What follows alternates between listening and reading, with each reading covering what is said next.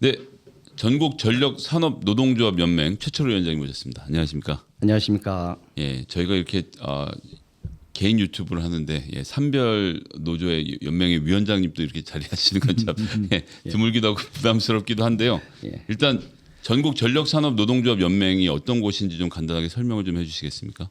예, 저희 연맹은 지난 4월에 출범을 했고요. 제 소속은 이제 한전의 노조위원장으로 지금 일을 하고 있고, 네. 저희 한전에는 10개의 자회사, 이제 그룹사라고 얘기합니다만 그 자회사 노동조합이 있습니다.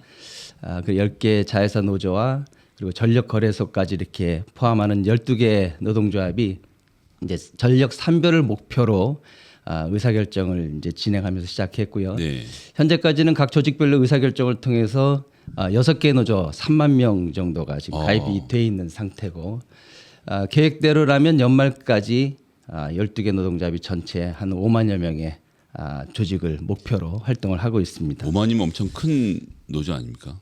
예, 큰 축에 속하지요. 네. 주로 뭐 활동은 지금 공공이 주도하는 정의로운 에너지 전환, 그리고 지속 가능한 전력 산업의 통합적 거버넌스를 위해서 우리가 활동을 목표로 삼고 추진하려고 하고 있습니다. 하여튼 한전 민영화 얘기가 나온 지가 한 20년이 넘은 것 같은데 예. 뭐 하나씩 좀 살펴보겠습니다. 일단 예. 전기요금이 킬로와트 시당 8원씩 2분기 오르기로 했는데 이 정도면 적자가 좀 해소가 됩니까? 지금 적자 규모가 지난해만 해도 한 32조. 32조. 예. 그럼 이제 이렇게 되면 좀 해소가 되기 시작하는 건가요? 어렵죠. 지난해 32조의 누적 적자가 이제 44조에 달합니다. 네. 뭐 일반 기업이라면 벌써 파산을 뭐 해도 파산할 정도의 큰 손실이 이제 액이 금액인데요. 이러한 재무구조 개선을 위해서는 지금 51.6원의 인상이 지금 필요하다는 입장인데, 정부와 협의를 한 바는 분기별로 13원 정도의 인상을 통해서 인상하는 계획안이 목표가 됐습니다. 네. 1분기에 13.1원을 올렸는데 2분기를 그것도 이제 절반이나 지난 이제 시점에서 8원을 인상했다는 것은 이게 경영 개선 효과는 한 3조 정도밖에 되지 않거든요. 그러니까 쉽게 말하면 적자 본 것 중에 30조 중에 33조 중에 정도. 3조 정도만 메꿀 수 있다. 예. 그럼 3, 4분기 내야 되는데 3분기엔 또 여름이 있고 그렇죠. 4분기엔 총선이 있고. 예. 그래서 가능한가요? 더 쉽지 않다고 봅니다. 네. 어떻게 보면 잘못하면 이제 이게 마지막 인상이라고 해도 과언이 아닐 정도로 좀 우려스러운. 어쨌든 여당은 눈치 봐서 못하게 할 텐데 그럼 올해 이것보다 안 올리게 되면 어떻게 됩니까? 일단은 지금도 자금 조달을 위해서 한전이 채권을 발행하고 있는데요. 그게 7조 원 규모고 거기에 대한 이자만 하루에 30억씩 나가는 이런 과정에서 신규 투자는 뭐 당연히 감소할 것이고, 또 전력 설비를 운영하는 데 있어서 유지 보수에 필요한 자금들 이런 것들이 집행이 되지 않으면 이제 전력사의 생태계가 무너지는 거죠. 이 관련 협력 업체들이 도산의 위기도 있고요. 그리고 이 말씀드렸던 한전채가 발행되면서 생기는 이 금융시장의 왜곡 현상 이런 것도 있고. 이게 어쨌거나 한전채가 국채 정도로 신용도가 높아서 그렇죠. 시장에 나가기만 그렇게 잘 그럼 이 팔린다면서요. 쏠림 현상이 생기는 거죠. 그럼 이제 민간 기업의 채권이 이제 그래서 어려워지는 거죠. 특히 부동산 PF도 그렇고 건설 쪽에서는 자금 조달을 한전이 시장에 풀리면 못한다 이런 얘기도 많이 있더라고요. 그렇습니다. 거기에다가 이제 이 요금이 적정 요금, 원가에 기반한 요금이 되지 않으면서 이제 소비자가 전력 그 사용량이 급증하면서 이 비효율적인 에너지 사용을 하게 되는 요인이 될 수도 있는 이런 점이 있습니다. 적자의 근본 원인은 뭐라고 좀 봐야 될까요? 일단 뭐 원가 이하로 전기를 판매하는 것 이게 이제 가장 큰 원인인데요. 지금도 우리 원가에 대한 회수율이 65% 정도밖에 안 됩니다. 회수율이라고 하면 뭔가요, 그게? 쉽게 말씀해 주시죠. 1,000원에 전기를 사서 65원에 팔았다는 얘기, 650원에 팔았다는 얘기고, 그래서 팔 때마다 이제 350원씩 손해를 건다. 한전은 전기를 생산하는 곳은 아니고 이제 판매만 하는 곳이니까 발전으로부터 이제 사들여서 이제 1,000원에 사서 650원에 팔면 팔 때마다 350원씩 손해를 보는 거죠. 그렇습니다. 오, 적자 폭이 꽤 크네요. 예. 이게 적자 폭이 큰 이유가 뭐가 있을까요? 일단은 요금을 계속 묶어놓는 건데요. 뭐 지난 정부에서는 코로나 위기로 서민 경제에 부담을 덜어준다는 이유로 이제 뭐 전기요금 인상이 부정적이었다고 한다면 우크라이나 러시아 사태로 인해서 국제 연료비가 이제 급등하지 않았습니까? 거기에 그 상승분을 반영하지 못한 게 가장 심각한 요인이라고 볼 근데 수 뭐 있겠습니다. 국제유가 우리나라만 오른 게 아니고 전 세계가 다 올랐는데 다른 나라들은 대처를 방법이 있습니까? 대처 방법이. 기본적으로는 이제 두 가지 해결책을 하고 있는데 기본적으로 전기요금 인상이죠. 그리고 이 전기요금 인상안을 보면 2021년부터 22년까지 뭐 가장 많이 올린 게 이제 네덜란드 같은 경우에 210%, 두 배로 올렸네요. 예. 이탈리아는 165%, 영국도 140%, 뭐 이렇게 일본, 독일도 다 80% 이상 이렇게 전기요금을 인상하고 네. 거기에 또 추가적으로 이제 재정 지원을 하고 있는데요. 이제 전기 세율이나 부가금을 감면해 준다든가 보조금을 지급하는 형태. 그리고 유틸리티 기업에 직접 지원하는 경우도 있는데 이제 프랑스의 우리 같은 공기업인 EDF라고 있습니다. 네. EDF는 정부가 결국은 EDF에 대한 주식을 전량 매수하면서 완전 국유화 체제로 그냥 국유화를 해버린 거네요. 예, 그렇습니다. 그리고 이제 전기요금을 올리는 대신 에너지 취약계층 같은 경우는 별도로 바우처를 주거나 바우처 이제 같은 뭐 보조금을 지급하는 지급하고. 형태로. 어쨌든 이런 재정 지원도 같이 병행해서 하고 있다는 거죠. 우리나라 전기 요금이 OECD 기준으로 하면 어떻게 중간 정도 됩니까? OECD 32개국 중에 30위로 지금 통계에 나오고 있는데요. 이 수준은 독일에 비해서는 한 3분의 1 수준이고 OECD 평균의 약 58% 수준이 되겠습니다. 그러니까 전기 요금이 우리나라가 되게 싼 거네요. 많이 싸죠. 예. 그러면 이렇게 전기가 싸면 전기를 아무래도 많이 소비하는. 제가 2013년 14년에 제일 놀랬던 것 중에 하나 그 전에 이제 미국에 있다 들어와서 그랬는데 전기로 철강 현대제철 같은 경우는 전기 고로로 쇠를 녹여서 그렇습니다. 쇠를 만들더라고요. 예. 그래서 그걸 보면서도 아니 도대체 전기가 얼마나 싸길래 저걸로 쇠를 녹여서 철강을 만드나라는 생각을 했는데 예. 이거 외에도 싼 전기료로 우리가 뭐 다른 나라에 비해서 많이 쓰고 있는 것들이 있나요? 기본적으로 모든 산업들이 이런 에너지원을 전부 전기로 사용하죠. 저렴하니까. 이건 이제 산업 경쟁력을 높이기 위한 개발 시대에 했던 방식인데 네. 언제까지 기업 경쟁력을 전기요금으로 할 것인지에 대한 고민이 필요하고요. 그다음에 일반 그 시민들도 전기요금이 저렴하다 보니까 흔히 볼 수 있습니다. 이제 문을 열고 에어컨 켜고 장사를 한다든가 또 홍보를 위해서 밤새 불을 켜놓는다든가 뭐 이런 것들 있죠. 그리고 최근에는 이제 농사용 전기가 저렴하다 보니까 거기에 이제 전기차 충전을 쓰는 사례도 있고 뭐 이렇게 그러니까 농업용 전기는 농사를 짓는 데 쓰라고 놔둔 것인데 그렇죠. 그 외의 목적으로 전용되는 사례도 많이 있나 보군요. 그렇습니다. 이렇게 우리나라가 이제 에너지 과소비 국가라고도 할 수 있습니다. 그렇게 해서 되고 있긴 한데 근데 아까 전에 이제 1,000원에 사서 650원에 팔았다고 하셨잖아요. 예. 그러니까 예전에보다 그러니까 매입 가격이 올라간 상태인 것 같은데 그렇죠. 지금 한전은 판매는 지금 우리가 뭐 일찍 민영화가 안 되어 있는 공기업이 하는 상태죠. 예. 발전 어떻습니까? 생산은 그것이 또 심각한 문제입니다. MB 정부 시절에 이제 민간 발전사들을 이제 대거 승인을 해줍니다. 그때도 민영화 논란이 있었는데요. 민영화가 아니라 발전 시장에 민간을 참여시켜서 경쟁 체제를 만들면서 이제 발전 시장을 이제 활성화시키겠다는 주장이었는데요. 잠깐만, 그러니까 원래 우리가 생각하는 민영화는 한전이라는 기업이 있으면 한전의 지분을 매각해서 예. 민간이 한전을 운영하게 하는 건데 예. 한전은 그냥 두고 그리고 민간을 참여시키는 형태죠. 한전이 그 당시에 갖고 있던 발전소가 무슨 남동 발전, 뭐 중부 발전, 서부 발전 그렇죠. 이런 식으로 있던 발전소들은 그냥 두고 두고 거기에 민간이 들어와서 경쟁을 하게 만든다. 그렇습니다. 어디가 들어와 있었나요, 그럼? 주로 대기업입니다. 뭐 SK나 뭐 GS, 포스코, 삼천리 이런 이제 대기업들이 참여를 하고 있죠. 그런데 그 당시에도 민영화 논란이 있었지만 민영화가 아니고 공기업의 선진화다 이랬거든요. 그럼 이제 공기업이랑 경쟁을 하면 서로 요금을 낮추는 이런 경쟁들이 벌어지는 거 아닙니까? 그렇죠. 이제 뭐 목적은 그렇다고 했는데 실제로 10여 년이 지난 지금에 와서 보면 이런 이제 그 대기업의 이런 출신 6개 민간 발전사들이 이제 천문학적인 수익을 얻고 있습니다.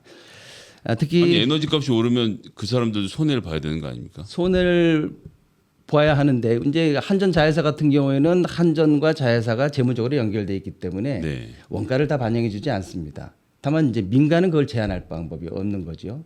그러다 보니까 작년에 1분기에 한전이 7조 8천억이라는 적자를 봤음에도 불구하고 네.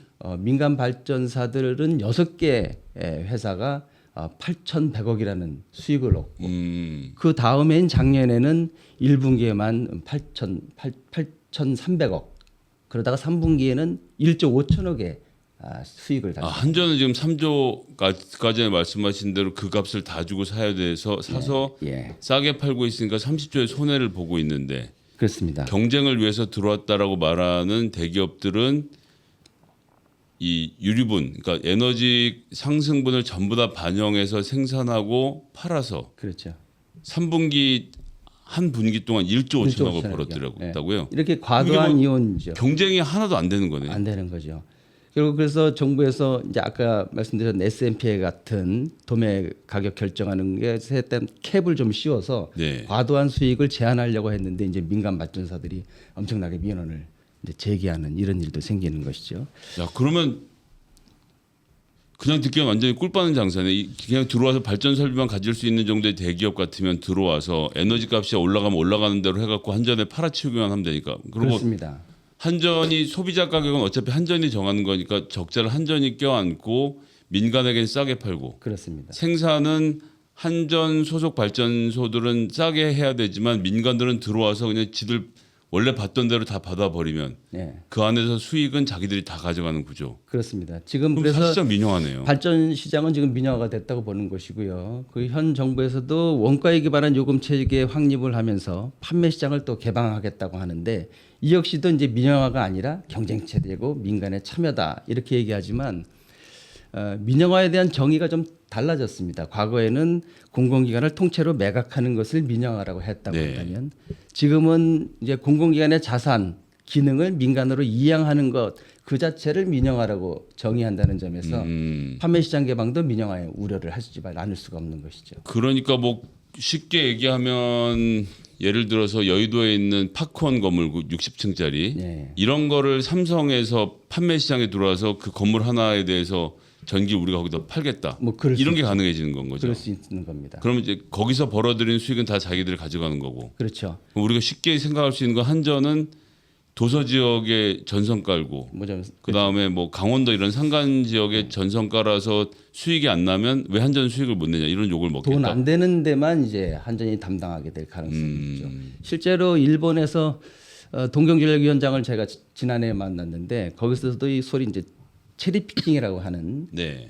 돈 되는 데만 민간 사업자들이 참여하는 이런 것 때문에 좀 수익 구조가 현저히 떨어지고 있다는 얘기를 하고 있습니다. 그걸 지금 우리나라도 도입하려고 참 끊임없이 시도를 기재 관료들은 그렇게 하더라고요. 지금 김대기 실장도 사실은 맥콜 인프라에서 일을 하면서 그런 일들을 했던 분이시고. 예. 지금 국내 기업에서는 SK가 가장 적극적인 것으로 알고 있습니다. 네. 그래서 근데 어쨌거나 지금 현재 시점에서는 발전은 민영화가 됐고 민영화의 부작용은 우리가 지금 조금 전에 설명 주신 대로 발전 설비들을 말 그대로 한전에 그냥 다 뒤집어쳐서 팔면 되니까 그냥 앉아서 발전기만 돌리면 돈을 버는 구조로 되어 있고 그렇습니다. 그 적자 부담은 지금 다 한전이 껴안고 있는 건데 예. 그러면 한전이 어쨌거나 여기와 관련된 자구책을 만들려고 정부가 계속 요구를 하고 있는 상태이지 않습니까? 예, 그렇습니다. 이 자구책이라는 것이 이제 수수를 구하기 위해서 대책을 마련하는 거 그쵸. 아니겠습니까? 근데 지금은 이제 정부 지시에 의한 게 상당 부분 이제 반영되는 이제 구조인데요. 네. 이 그 과정에서 이 대규모의 적자가 마치 한전 그리고 공기업 임직원의 잘못인 것처럼 이렇게 호도하면서 요금 인상으로 인한 정치적 부담을 좀 완화시키고 그 과정에서 정치적 실리를 챙기는 이런 모습을 보이고 있습니다.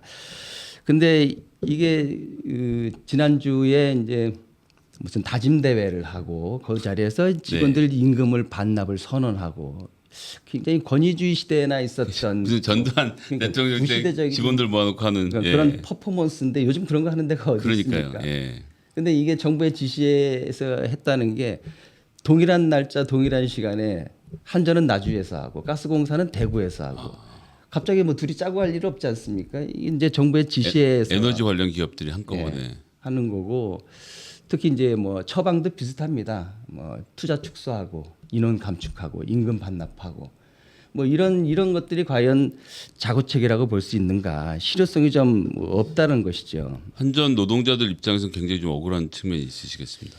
억울한 측면이 있죠. 아주 부글부글합니다. 물론 우리 스스로 개선해야 될 부분들을 발굴해내고 하려는 자구책 노력도 분명히 담겨 있습니다. 뭐 그거에 대해서는 노동조합도 뭐 관심을 가지고 네. 뭐 실천할 부분은 실천을 해야 되겠습니다만은 지금 정치권에서 갑자기 등장하면서 사장 교체하고 부동산 얘기를 하는 것은 이 한전 내부에서 하는 자구 체계에서는 별로 이해도도 떨어지고 잘 모르고 네. 그 과정에서 이제 본인들의 관심이 있는 것, 정치적 실리와 관련되는 것 이게 이제 전임 정부에서 임명한 사장에 대한 교체라든가 한전이 오랫동안 전력 사업을 하면서 가지고 있던 알짜 부동산에 대한 관심이 더 많은 것. 어떤 부동산들을 팔라고 하는 건가요? 지금 뭐 발표에 의하면은 여의도에 있는 뭐 건물하고 또 여의도 건물은 매각을 얘기하고 있고요. 저 양재동에 가면 아트센터라는 건물이 있는데 거기 이제 네네. 임대를 하라고 지금 얘기를 하고 있습니다. 그럼 그 저도 기억이 나는 게 도시 석유공사였나요? 석유공사가 어디 지방에다 건물을 지으면서 울산입니다. 울산에. 그러니까 석유공사가 울산에다가 자기들 돈 들여서 건물을 짓고 예. 들어가서 앉아 있다가 박근혜 대통령 때였던 것 같은데 네. 그 공기업 무슨 뭐 자산 매각하라 그래서 자기들이 멀쩡히 지은 건물을 매각을 하고 예. 그 매각한 건물에 다시 세를 들어가서 예. 한 10년 동안 500억인가 손해를 봤던 걸 제 기사를 읽었던 적인데 지금 이제 한전에도 그렇게 하라고 말하는 거네요. 뭐 비슷한 상황이 뭐 우려될 수도 있는 것이죠. 지금 그 특히 좀 의아해한 거는 이 두 건물이 뭐 지난해부터 언론을 말로 쏠쏠이 이렇게 나오는 네. 얘기인데 양재동 아트센터 같은 경우에는 기재부에서 직접 나와서 실사도 했어요. 네. 이제 뭐 국감 때도 그런 게 논란이 됐었는데요.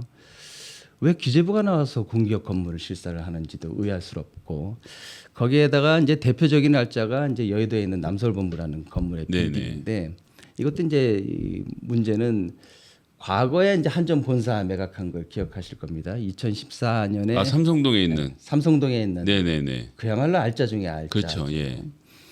당시에는 뭐 지방 이전을 하기 때문에 무조건 팔으라고 정부 지시해서 이제 매각을 했는데요. 현대 그때 10조에 팔았던가요? 10조 5천억에. 10조 5천억 원에. 예. 근데 지금 세월이 지나서 지금에 와서는 일단은 그게 한 20조의 뭐 자산 가치 감정가액만 20조 정도. 그때 현대가 뭐 된다고 휘청일 정도로 돈을 들였다 그러는데 벌써 이 감정가만 2배가 올랐고 그럼 실제 매매가는 그보다 더 많이 받을 더 수 뭐 있... 부르는 게 값일 겁니다. 이 삼성동 7번 출구 4번 반듯한 2만 5천 평의 땅을 그러니까, 예. 어디서 구합니까? 마찬가지로 여의도 여의나루역 앞에 있는 이 한전의 오래된 아주 오래전에 이걸 본사 건물도 사용하고 했던 네네. 거거든요. 근데 그 건물이 지금 한 8천억 정도의 가치가 있다고 하는데 이것이 이 재무구조 개선에 얼마나 영향을 미칠지 모르지만 이 부동산이라는 것이 또 다른 미래 성장의 이 동력이자 가치라고 얘기할 수 있습니다. 한전이 갖고 있는 것들은 뭐 그냥 뭐 우리가 부동산 투자하려고 갖고 있는 것이 아니라 네. 전력 공급을 위해서 잠재적 활용 가치가 높은 부동산이 대부분이거든요. 그럼 이것을 만약에 매각했을 때 전력 공급에 대한 차질이나 공공성 훼손으로 이어지고 또 거기에 우리 직원들이 지금 근무하고 있는데 그걸 팔고 어디를 가겠습니까? 비슷한 규모의 사무실을 또 어디 가서 구하려면 임대료가 이게 들어가죠. 결국 조삼모사격이기 때문에 실효성이 별로 없어 보인다는 거죠. 그러니까 석유공사도 아까 저희가 이 코너에서 예전에 한번 말씀드렸던 적이 있는데 그 석유공사를 사간 곳이 기재부 관료들이 만들어 놓은 부동산 회사였고 그러니까 이제 기재부가 팔라고 종용했는데 결국은 그거를 기재부 전직 관료들이 사고 그렇습니다. 그 종용했던 차관인가 장관도 그 회사에 또 입사를 해서 거기 고문으로 활동을 하고 그 유일호 장관이 사회이사로 돼 있죠. 그렇죠. 예. 그런 식으로 자기들끼리 돌려먹는. 그러니까 이번에 이 매각을 하는 것도 저는 솔직히 좀 의심이 되거든요. 살 사람들이 이미 리스트업이 돼 있고 정리가 되어 있어서 한정권 하면 우리가 주워 먹자라고 생각하고 지금 덤벼드는 게 아닌가. 뭐 벌써 뭐 세간에는 L 대기업이 살 것이다 이런 소문이 뭐 파다합니다.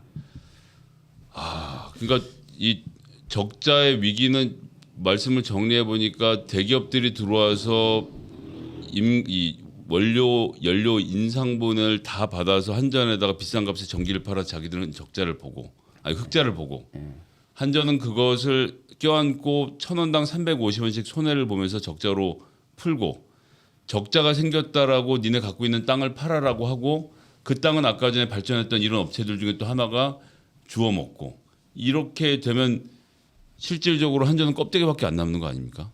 이건 자산을 매각하는 그것도 이제 민영화죠, 사실은요. 근데 이제 더 억울한 측면이 아까 말씀드린 대로 국제 유가 상승에 기인한 건데 네. 천연가스 가격이 서너 배 오르는 동안 미국이나 EU 같은 데가 이제 살인적인 고물가로 매우 어려웠지 않습니까? 그렇죠.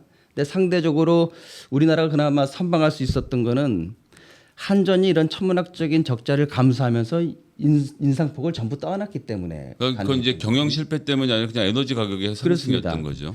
이거는 곧 한전의 적자는 국민을 대신해서 고물가의 충격을 그대로 흡수한 대가라는 것이지요.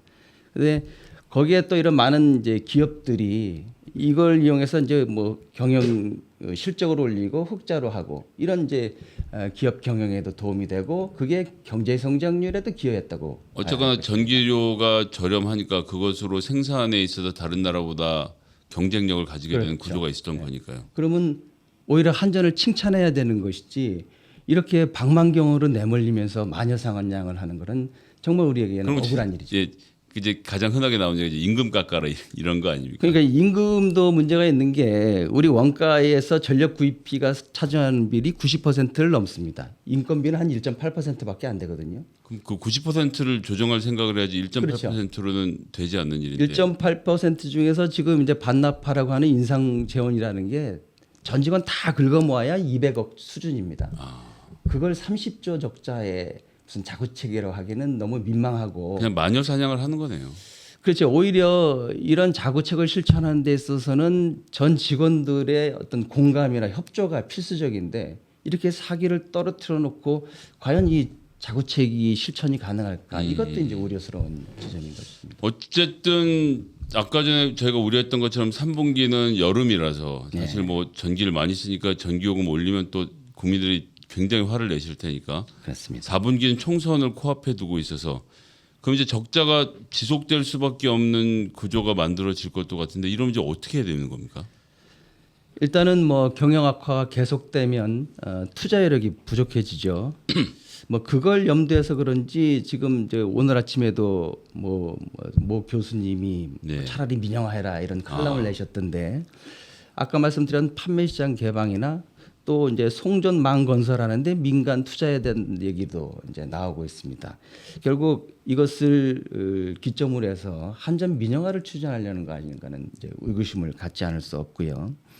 이렇게 전력 산업 생태계가 무너지면 이제 산업 발전을 위한 전력의 안정적 공급이나 국가 경쟁력이 저하될 것이고 또 요즘 에너지 안보가 매우 중요한 문제로 대두되고 있지 않습니까? 이런 에너지 안보에도 위협이 될 수 있는 이런 상황들은 결국 현재뿐만 아니라 미래 세대에 대한 전 국민의 부담으로 이어질 수가 있는 것이죠. 그러니까 이제 민영화를 하는 사람들 입장에서는 한전이 적자가 나서 망할수록 좋겠군요. 야 저거 봐라 저렇게 놔두면 안 된다라고 하면서 저기다 민간 시장을 끼워 넣어서 경쟁력을 더 줘야 된다라고 말하고 그렇죠. 실질적으로는 여전히 적자가 나는 공공 필수 산업은 다 한국전력에 한전에 떠넘기고. 그렇습니다. 본인들은 조금 전에 말씀하신 체리 피킹, 소위 말하는 꿀 빠는 곳들만 골라서 기업들이 돈을 벌어갈 확률까지 생기겠군요. 뭐 그런 상황도 있죠. 그러면 지금 하여튼 제가 굉장히 여러 가지 얘기를 들었는데 이 위기 극복을 하기 위해선 좀 어떤 대책들이 있어야 되는지 또 노조는 어떻게 해야 되는지 국민들은 또 어떻게 해야 되는지 말씀을 좀 마무리해서 주신다면. 일단은 전기요금을 정치에서부터 좀 놓아줘야 합니다. 여야를 막론하고 역대 정부가 물가 안정이나 선거를 이유로 해서 전기요금 인상을 지금 억제하고 있는데요. 네. 이 전기요금이 갖고 있는 기본 기능 중에 수요 조절을 하는 기능이 있습니다. 원가에 기반한 전기요금 체제가 전기의 합리적 소비를 이제 유도하는 거죠. 네. 그리고 우리가 이제 탄소 중립을 위해서 에너지 전환을 또 해야 되지 않습니까? 그것을 위해서라도 이제 중장기적인 에너지 정책에도 원가에 기반한 전기요금의 현실화 이게 매우 중요하다고 할 수 있겠습니다. 네. 그리고 그러려면 전기요금 결정을 지금처럼 정부가 하는 게 아니라 어디 뭘 좀 따로 둬야 되는 예, 건가요? 주요 선진국들이 대부분 이제 독립적인 전문가로 구성된 이제 규제기관에서 하고 있는데요. 그럼 별도로 무슨 위원회를 구성해서 그렇습니다. 일단 이 독립적인 규제기관이라는 게 결국 정치적으로 좀 독립해서 그 기관이 이제 여러 소비자라든가 시민사회단체, 경제계 또 뭐 노동계, 기타 이해관계자들의 의견 수렴을 거쳐서 합리적 요금을 결정하는 구조죠. 우리나라는 없나요 그런 게? 우리나라는 이제 전기위원회가 규제기관이긴 하나 산업부의 예하에 소속돼 있기 때문에 그럼 사실 독립적이죠. 산업부 장관의 대통령의 말을 듣는 기관일 수밖에 그렇습니다. 없겠군요. 그렇게 돼 있습니다. 그러면 이제 사실은 어쨌거나 한전이 공기업으로서 이 위기에서 역할이 분명히 있을 것 같은데 그걸 좀 마지막 말씀을 좀 전해주시죠. 일단은 이 공기업이 정권이 바뀔 때마다 이제 경영 방침이 바뀌고 또 정책과 코드를 맞추고 이런 것들이 이제 반복되는데요. 좀 일정 부분의 경영 자율성을 좀 확보해줘야 한다. 네. 특히 상장된 공기업들은 이제 주주의 이해를 침해할 수도 있지 않습니까? 네. 한전 같은 경우에는 뉴욕 증시에도 상장이 돼 있는 유일한 공기업인데 네. 이렇게 정부가 일방적으로 통제하고 관리하는 체계는 좀 문제가 있다는 것이고요. 그리고 그 에너지에 대한 이제 가장 중요한 게 안정적인 전력 공급 아니겠습니까? 네. 그리고 이제 요금에 대한 합리적인 요금 그리고 앞으로 탄소 중립 또 에너지에 대한 신산업도 육성해야 되고 이러한 중요한 에너지 산업에 있어서의 이 목표를 달성하기 위해서는 에너지 공기업의 역할이 매우 중요하다는 거죠. 그래서 한전은 뭐 발전원에서는 뭐 원전, 화력 그리고 중간에 이제 우리가 망을 이용하는 송전, 배전의 망이라든가 또 그것들을 정비하는 이제 발전 또 송배전 정비하는 산업, 네. ICT를 활용한 이제 혁신적인 시스템의 운영이라든가 이런 판매 이르기까지 모든 가치 자체가 다 갖춰져 있거든요. 이렇게 120년 역사를 가진 공기업을 이렇게 악마화해서 망가뜨려서 생기는 이익이 무엇인가? 이것이 민간에게 혜택을 주고 국민이 가져야 하는 공공재를 약화시킨다면은 이건 이제 국민적인 손해로 가져갈 수밖에 없다는 것입니다. 네. 그래서 이러한 지속가능한 전력산업 체계 그리고 이것을 위한 통합적 거버넌스를 구축하고 이 민영화는 이제 해묵은 논란 아닙니까? 그래서 민영화는 이런 해묵은 논란을 할 것이 아니라 필수제로서 공공기관이 역할을 어디까지 확보를 해야 되는지를 정하고 네. 민간으로서 참여해서 국민들에게 편익을 제거하고 소비자 선택권을 확대하는 영역을 어디까지 할 것인지 이런 걸 좀 사회적 논의를 통해서 정해야지 그냥 민간을 참여해서 무조건 경쟁 체제로 한다는 것은 오히려 더 큰 손해를 볼 수밖에 없다는 그런 주장입니다. 예, 조금 전에 발전 설비 얘기에서도 충분히 이해했습니다만 결국은 민간 기업은 배를 불리고 손해는 한전에다 떠안는 구조인 것을 확인했기 때문에 경쟁 체제로 갈 것이라는 것은 거짓말이었던 게 드러났는데 뭐 이게 예. 판매망의 민영화, 판매 시장에 민간이 들어오는 것도 결국 동일한 결과를 초래할 것이다. 가능성이 높습니다. 해볼 수 있겠네요. 게다가 이제 재생에너지라든지 이런 부분에 대한 것도 마찬가지로. 예. 그리고 이제 끝으로 이 전력을 이제 산업적 시각으로 봐야 하거든요. 근데 지금은 뭐 아시다시피 무슨 친원전이면 보수고 탈원전이면 진보고 이렇게 해괴한 정치적인 이데올로기로 전력 산업을 이렇게 평가하는 것은 이제 그만두고 네. 원전, 가스, 석탄 이런 이제 발전원의 합리적인 역할과 전원 믹스를 그것을 고민하고 산업과 환경적인 측면에서 에너지전을 어떻게 만들어갈 것인가 이것을 위한 고민을 하기 위해서 사회적 논의를 해야 하는 것이 지금 가장 중요한 과제라고 할 수 있겠습니다. 오늘 장시간 이렇게 좋은 말씀 감사드리고요. 예, 한전의 문제에 대해서 오늘 좀 제대로 이해할 수 있는 계기가 됐던 것 같습니다. 그래서 우리 수고해 주신 전국 전력 산업 노동조합 연맹 최철 위원장님 모시고 좋은 말씀 들었습니다. 네, 감사합니다. 고맙습니다.